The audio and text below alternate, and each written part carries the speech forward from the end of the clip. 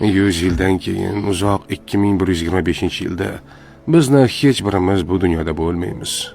Bizni bilgan va sevgan insonlar ham biz bilan birga ketgan bo'ladi. Biz shunchalik ehtiyotkorlik bilan qurgan uylarimizda begona odamlar yashaydi. Butun hayotimiz davomida mehnat qilib yig'gan mol-mulkimiz bizdan keyin kelgan avlodlarga yoki notanish odamlarga o'tadi. Ehtimol bizning nabiralarimiz yoki chevarlarimiz ham kim bo'lganimizni eslashmaydi. Axir kim o'zining katta bobosining yuzi yoki ismini eslay oladi? Biz ketganimizdan so'ng bir necha yil o'tib, do'stlarimiz va yaqinlarimiz ham biz haqimizda unutishadi.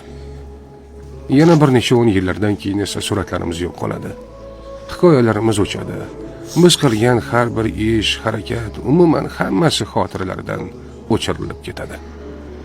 Va oxir-oqibat bizni bilgan eng so'nggi inson ham bu dunyoni tark etganda biz hech qanday iz qoldirmagan bo'lamiz.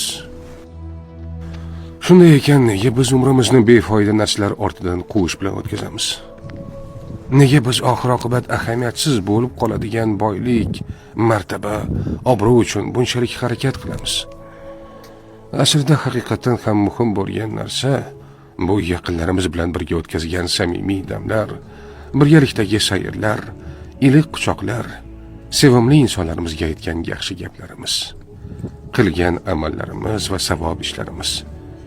Chunki biz bu dunyoni tark etganimizdan keyin ham ular bizga hamroh bo'ladi. Mol-mulk bizni tark etadi, lekin qilgan yaxshiliklarimiz abadiy qoladi. Shuning uchun keling, yaxshilik qilaylik, muhtojlarga yordam beraylik. Alloh xush ko'radigan ishlarda bardavom bo'laylik.